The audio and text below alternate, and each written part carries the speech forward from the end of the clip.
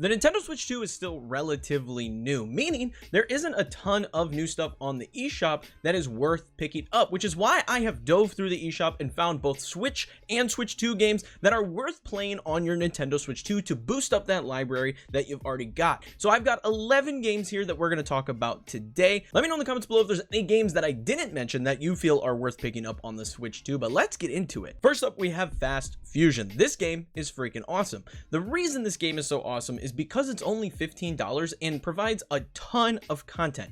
It's an awesome sci-fi-esque racer that is akin to stuff like F-Zero. Real high-speed gameplay, you switch colors of your car to maximize your boost on the boost pad surrounded on the map. It has amazing graphics that really push the Switch 2 system to the limits with multiple different graphic settings, and there is a ton of content here. There's a Grand Prix style game mode that you can play very similar to what you'd play in Mario Kart, where you play a couple tracks and see if you can get the highest score throughout all the tracks. There's a superhero mode where you have to play the course, get first place, and not crash your vehicle. This is a really difficult game mode that kind of adds a little extra just finesse that you need to have in order to complete these runs. But then also there's time trials that you can do to race through the tracks and just see what your fastest time can be. But on top of all this content that's already there, there is also free updates that are coming and have already come to the game. They've already added additional content at no additional charge. So for $15, Fast Fusion's really solid. And honestly, the fusion of the vehicles really adds a whole lot of fun to this particular game, where the game gets its namesake. Actually, it's just a really nice game all around, and definitely one that you should pick up, especially for the price tag that it has. Fortnite is a free game, but I'm going to count it here because it is on the eShop and you can spend money on it if you so choose to, and it's definitely worth playing on the system. And technically I'm counting this as two different games because it has Fortnite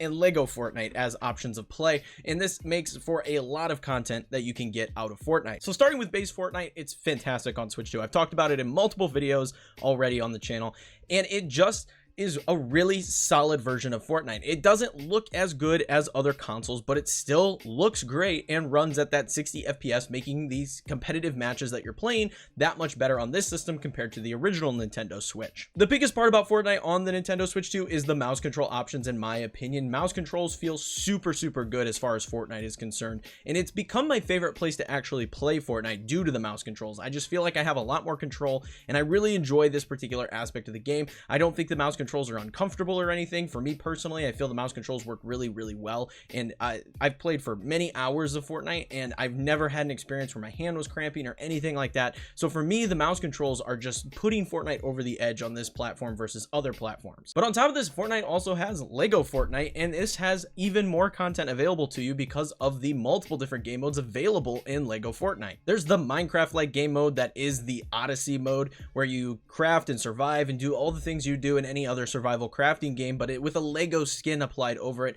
And this has tons of content, but they also just came out with the Expeditions game mode, where you pick a class and level up your character by going on missions with other players in the world and completing tasks, and this will rank you up, getting you new gear and levels and all that fun stuff. It's a really interesting take on the formula for this particular game. It's not something I was anticipating coming to Lego Fortnite, but it's really cool that there's just so much content packed into Lego Fortnite. And just like with normal Fortnite, Lego Fortnite runs fantastically on the Nintendo Switch 2. I absolutely love it, and there's a ton of stuff to do here. So it's another one that, even though it is free, there is money that you can put into Fortnite, whether it be through battle passes, skins, what have you. There's just a lot to do in Fortnite, and it's one that you should definitely be checking out on the Nintendo Switch 2. Ruffy and the Riverside is next on this list, and this is easily the best 3D platformer I have played since Super Mario Odyssey. I absolutely love Ruffy and the Riverside. This game really combines some of the best 3D platformers over the years. It takes elements from Mario 64, Banjo-Kazooie, and they gave it a splash of Paper Mario with the art style, where Ruffy and all the characters in the game are these like paper cutouts while the rest of the world is 3D, which adds to this really charming style that the game has as a whole. And it has one of the most unique mechanics that I've seen in a 3D platform in a while, with Ruffy's swap power. The swap power gives Ruffy the ability to change textures in the environment to solve puzzles and traverse the map, like turning a waterfall into vines so that way you can scale it. The story is really interesting as well. It doesn't take itself super seriously, and I appreciate that about it. It's fun and engaging, but it's not something that you really have to pay 100% attention to at all times, which makes it a nice game to just kick back with and have a good time. I really enjoy Ruffy, and it's one that at $20 I really recommend you pick up, especially on the Switch 2, because it is performing better on the Switch 2 than it is on the Switch 1. But either way, no matter which Switch you have, Ruffy and the Riverside is a game that I highly recommend you check out, because it is a really unique and fun experience, and one that I feel like deserves a lot of praise and credit for what it's doing as far as pushing the 3D platformer genre forward. Civilization 7 is next on my list, and I'm counting this game because the physical release of Civilization 7 on the Nintendo Switch 2 is a code in a box. So really, you don't actually have a physical release. There's not even a key card in that box, so there's nothing there. So technically, this is still an eShop game. It's just a game that you have to go to the eShop for to even claim. So we're counting it on this particular list. This is another game with tons of hours of content, with long games that take you through different eras in time, allowing you to battle and conquer other civilizations. And this is another one that plays absolutely fantastically with the mouse controls. Now, this game did come out on the Nintendo Switch 1. However, the Nintendo Switch 1 version was a little bit scaled down. There were smaller maps, not as much content available to you, but the Switch 2 version added bigger maps and crossplay, allowing you to squad up with other players and play online matches, which is where I feel this game really shines. I personally have only played this game with other people. I played it with my brother, I played it with my dad. It's the only way I go about playing Civilization, because I feel it's just the most engaging way to play this particular game, and there is just tons of content. Most of the time, we don't even make it through an actual game. We'll just start a new game and then continue playing, but it's just a really fun time if you have a couple hours to kill, to hop in with some people and play, and you know, either work together or work against each other in building up your civilization and trying to be the strongest civilization in the world. It's really fun in that way. So for me personally, I had to include this game on the list. It's definitely one that is a little more niche because it is a turn-based strategy style game, but if you're into that style of game, building civilizations and stuff of that nature, there is so much to do here and so much content to sink your teeth into, so it's definitely worth keeping your eye on. No Man's Sky is next on this list, and this is another one that it came out on the Nintendo Switch and has a physical version. However, there is not a physical Switch 2 version of No Man's Sky, so I'm going to include it on this list because it is technically an eShop game. So this game was on the Nintendo Switch 1, and for what the Nintendo Switch 1 version was, I want to give them credit. It was a playable and enjoyable experience. I put a handful of hours into the Switch 1 version of No Man's Sky and had a great time with it, but the Switch 2 version improves everything about the Switch 1 version. First and foremost, they upgraded the graphics and made the frame rate much more stable and better. It just looks better, it plays smoother, it's just an all-around better experience on the Nintendo Switch 2. But on top of that, they actually added multiplayer, which was not available on the Nintendo Switch 1 version, as well as crossplay and cross-save, making it so you can play with anyone or play however you like. If you want to send your save file somewhere else, you are more than capable of doing so, which I think really elevates this experience as a whole. On top of this game just gets tons of free updates. Like every time something comes out, it's free. There's no additional charge for this particular game. So every time new content comes out, you just have more stuff to do in No Man's Sky, and there is already so much to do in No Man's Sky that this is a game that you could put thousands of hours into and just lose yourself in this very vast universe that you're exploring. It's a really cool game and one that I've been enjoying quite a bit on the Nintendo Switch 2. Next up is Misc: A Tiny Tale. Now, this is an adorable new 3D platformer that has a super cozy vibe. It's a 3-man development team heavily inspired by games like Chibi Robot and Pikmin, and has splashes of 3D Mario games in it as well. It's about two friends who go on an adventure to clean the world and has messages about accepting everyone for who they are, and it's just all around a really nice experience. It makes you feel good while you're playing it and experiencing the story. It has great graphics on the Switch 2 and improved graphics. They've already confirmed from the Switch 1 version to the Switch 2, and tons of levels for you to explore. And honestly, this is a really solid game as far as if you're a completionist. It is very fun to go through and actually complete all of the tasks in each of the levels. That's what I've been doing personally with this game, trying to go through and beat all the levels at 100%, because there are some unlockables that you can get by doing so, which makes this game have even more content than what is on the surface level. Now, I won't spoil too much because I do have a full review coming for Misc: A Tiny Tale, because I did get a review code for this particular game, because the game launches on July 22nd on the Nintendo Switch 2 and the Nintendo Switch. So be sure that you're subscribed and you like the video and all that stuff. Turn the bell on, because that review will be coming a little bit later. So that's something that interests you, make sure you stick around here on the channel because I will have more to say on this particular game. Fantasy Life I, The Girl Who Steals Time. This game was one that I never had any inkling that I was going to end up purchasing. It was just something that came out on the Switch right before the Switch 2 came out, and then they gave an upgrade to, and eventually I just decided recently that I was gonna buy it. And honestly, I'm addicted to this particular game. Good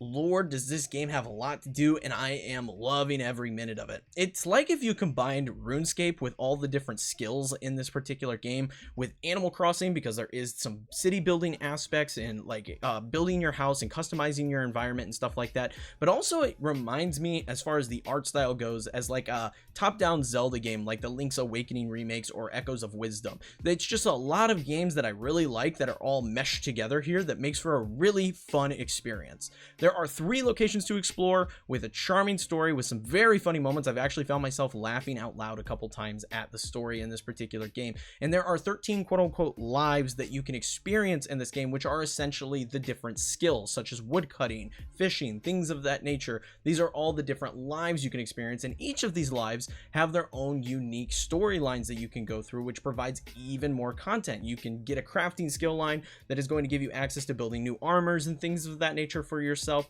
You can get a, woodcutting lifestyle to chop trees that increase your crafting. You can get fighting lives that you can do in order to have different combat scenarios like paladin or a wizard or a hunter, which uses a bow. There's just a lot of different ways to play this particular game. And there's even a multiplayer mode, which is really cool, where you can hop in with friends and go take down monsters and things of that nature. There's just a lot of stuff packed into this game, and I am hooked. And this is another one that I will have a review on later because I am loving this game immensely, and I want to talk about it more in its own separate video. So I will have another video talking about this game, but this is one that I highly recommend, and the reason I'm including it is because I believe it's only got a physical release overseas. The States and everywhere else did not actually get a physical release of this particular game. So right now it is just an eShop game. Next up, we have Flora and Fang, Guardians of the Vampire Garden. This is a new arcade indie game that just came out, and I actually reviewed here on the channel. It's got a really charming art style and themes. As far as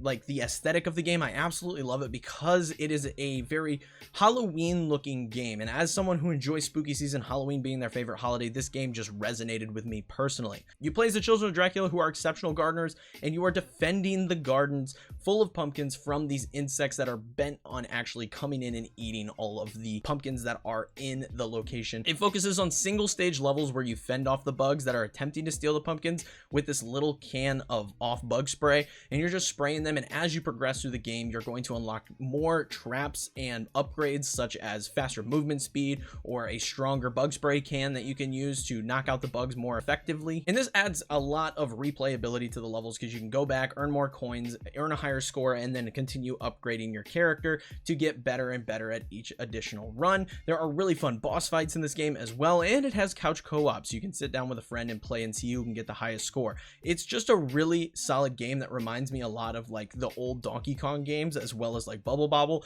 It's just a really fun game all around, and it only has a $7 price tag, which makes it just kind of a no-brainer to just pick up and have a good time with if you're into those old arcadey style games. Next up, I have a racer for us, and this one is Disney Speedstorm, which is another free game that got a Switch 2 upgrade. So I'm going to count it here on this list because the Switch 2 upgrade is actually really nice. If for whatever reason you didn't get Mario Kart but are looking for a solid racer, this game actually really impressed me. It got a 60 FPS boost on the Switch 2. It is full of tons of Disney characters and tons of maps based on different Disney movies and TV shows.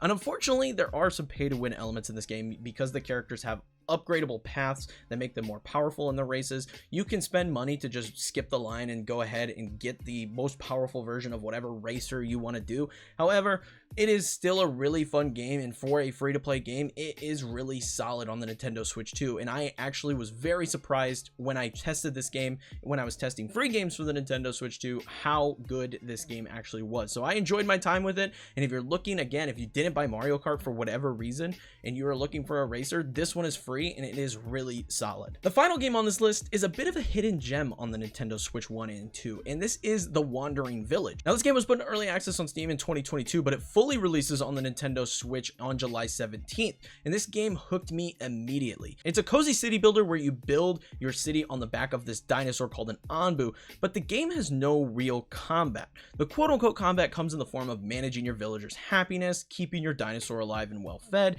and managing the toxins and other weather patterns of the regions your dinosaur is walking through, and more.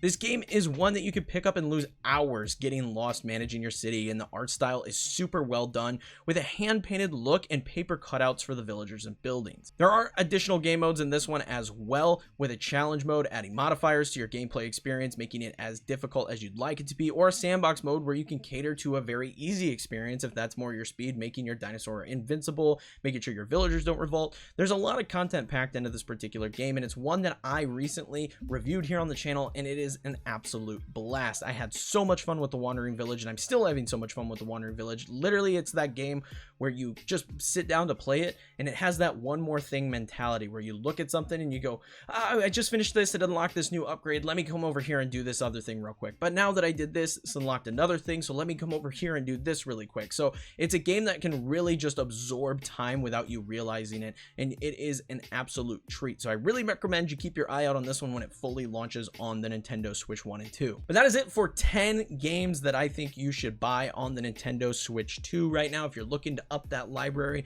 Let me know, like I said at the start of the video, if in the comments below, if there's any games that you have played that I did not include in this particular list. That way I could check them out for a future version of this particular video style. That way I have more stuff to talk about and share games with other people, so that way the libraries keep growing and we keep finding fun games to play. Let me know all that stuff, but like I said, that is it. Leave a like, comment, and subscribe because it helps me out, helps the video out, and helps the channel out immensely. But until next time, peace.